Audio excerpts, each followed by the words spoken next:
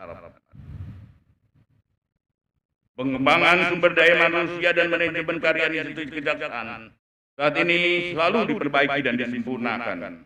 Pola penerapan promosi dari prestasi yang dicapai akan dilaksanakan dengan objektif demi menghasilkan para pimpinan terbaik dari institusi yang kita cintai.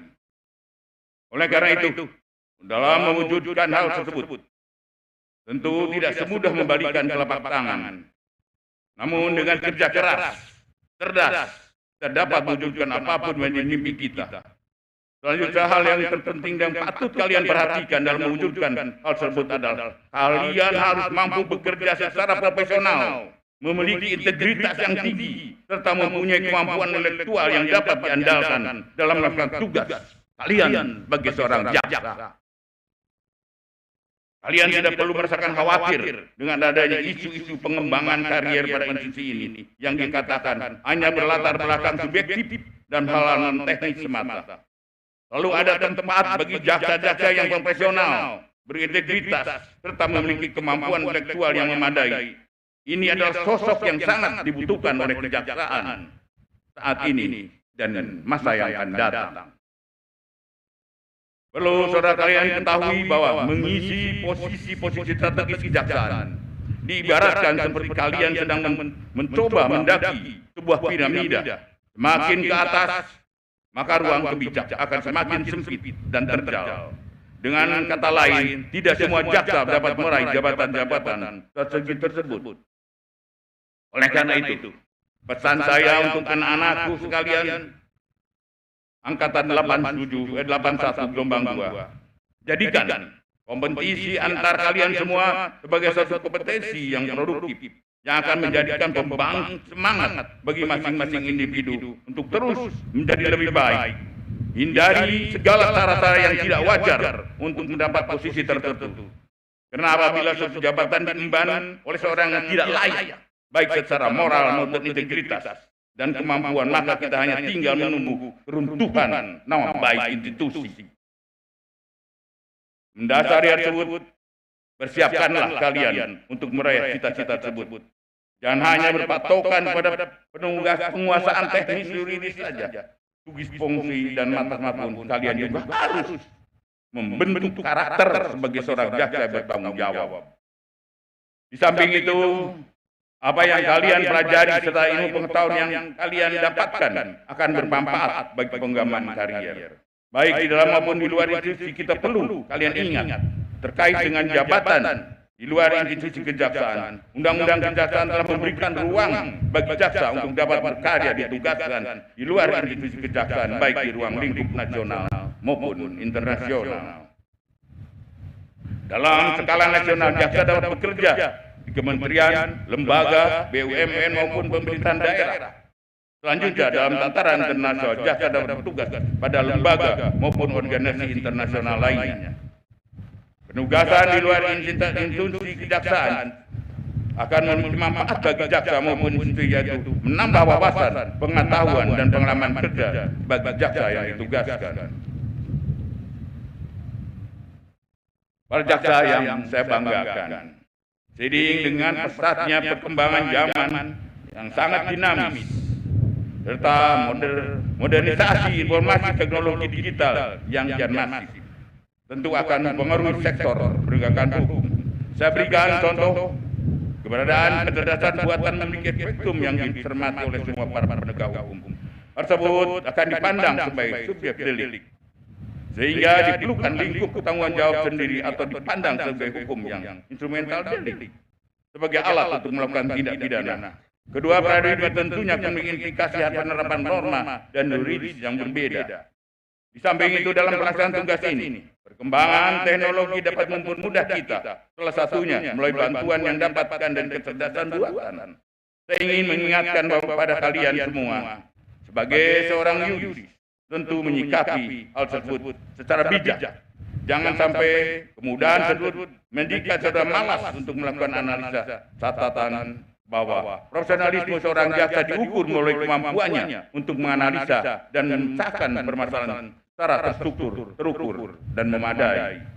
Oleh karena itu, saya ingin berpesan kepada anak-anakku sekalian, untuk terus mengasah kemampuan berpikir kritis, meningkatkan sense of crisis dalam menangani perkara melalui pelatihan berpikir serta diiringi dengan perluasan cakrawala pengetahuan hukum melalui perkembangan toleransi agar terus menyelesaikan diri dengan perkembangan hukum di dalam masyarakat. Para jaksa sekalian yang berbahagia, peran jaksa penuntut umum tidak terlepas dari suatu pemahaman terhadap prinsip institusi bahwa kejaksaan adalah satu, tidak terpisahkan, yang menjadi landasan bagi kita semua dalam melaksanakan tugas dan kewenangannya. Perlu kalian pahami bahwa prinsip tersebut tidak hanya sekedar kalimat pemanis. Di dalam terkandung makna yang mendalam menjadi pergerak institusi kejaksaan yang terus menuju ke depan, satu dan tidak terpisahkan. Dimaksudkan untuk melihara kesatuan, kebijakan penuntutan yang diawali dengan jiwa korsa untuk mewujudkan adanya kesatuan tata pikir, tata laku, dan tata kerja. Jiwa korsa yang saya maksud adalah solidaritas dan soliditas yang mempengaruhi pada kebenaran dan kebaikan. Guna menguasai institusi kejaksaan dan bukan soliditas dalam bentuk penyimpangan, pengkhianatan terhadap institusi negara. Perlu saudara ketahui bahwa jiwa korsa saya tekankan harus saudara miliki, karena bersama-sama adalah awal. Ingat, bersama-sama adalah awal. Menjaga kebersamaan adalah kemajuan, dan bekerjasama adalah kesuksesan. Para jaksa muda yang saya banggakan, hal yang penting yang patut kalian perhatikan di era saat ini adalah kemudahan akses informasi oleh masyarakat melalui bermacam media maupun sarana.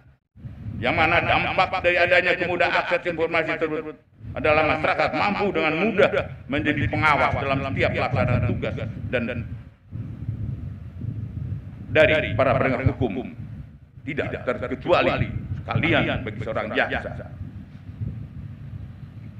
Tidak hanya mengawasi dalam pelaksanaan tugas, lebih dari itu, pengawas masyarakat kepada para penegak hukum saat ini telah menyentuh sampai dengan pola hidup yang dijalankan.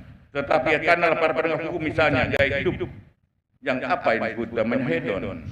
Kalian sebagai jaksa harus dapat memahami dan memperhatikan pola hidup yang bersahaja, khususnya dalam hidup bermasyarakat. Bersahaja dalam hal ini berkaitan dengan sikap perilaku syukur dan hidup sesuai dengan kebutuhan, serta mampu mengelola penghasilan yang ada untuk memenuhi kebutuhan prioritas sekaligus sebagai persiapan menyongsong masa depan yang lebih baik. Sifat tersebut akan menghilangkan sifat tamak yang ada dalam diri seseorang. Mana sifat tamak sebagai sudah pasti akan membuat kita selalu merasa tidak puas, sehingga senantiasa menimbulkan dorongan di dalam diri untuk menghalalkan segala cara, baik yang patut maupun yang tidak patut memperoleh materi lebih apa yang kalian butuhkan. Oleh karena itu, saya ingatkan pada kalian semua yang kelak akan jadi jaksa yang mampu menjalankan pola hidup yang sederhana, bersahaja sesuai dengan kebutuhan. Hal ini juga mempertimbangkan bahwa selain melakukan tugas wewenang dalam penegak hukum, jaksa juga secara langsung maupun tidak langsung akan berperan sebagai role model bagi masyarakat. Ingat, jika kalian semua bergabung dan khususnya dilantik menjadi jaksa, maka segala tindak tanduk kalian bukan hanya milik diri pribadi, melainkan menjadi cermin dari institusi. Dan saya tidak akan segan, siapapun melakukan perbuatan tercela, saya akan tindak dengan tegas. Oleh karena itu, jadilah suri teladan, baik yang tercermin dari nilai-nilai dari kerama jaksa. Dalam hidup bermasyarakat, niscaya kita hidup akan lebih berbahagia. Para jaksa terhadirin yang saya banggakan, sebelum mengakhiri amanat ini, selain beberapa hal yang saya uraikan tersebut, pelajaran penting yang juga perlu disampaikan di sini selaku orang tua bagi anak-anakku sekalian. Saat bertugas nanti, saya ingin mengingatkan agar anak-anakku sekalian menanamkan bahwa hidup adalah pembelajaran yang berkelanjutan. Karena tidak berhenti adalah cermin sikap orang yang rendah hati. Orang yang rendah hati adalah orang yang selalu mengucapkan syukur dalam segala hal dan kesempatan. Dan orang yang selalu mengucapkan syukur dalam segala hal dan kesempatan adalah orang yang memiliki keimanan, ketakwaan kepada Tuhan yang Maha Esa. Akhir kata, saya ucapkan selamat bertugas para adiaksa muda. Semoga Allah Subhanahu wa Ta'ala, Tuhan yang Maha Kuasa, senantiasa melimpahkan kekuatan dan kemudahan pada kita dalam melaksanakan tugas dan pengabdian bagi masyarakat, bangsa, dan negara. Sekian, terima kasih. Wassalamualaikum warahmatullahi wabarakatuh. Selamat siang, salam sejahtera untuk kita semua. Om Santi Santi Om Namo Buddhaya, salam kebajikan. Ya.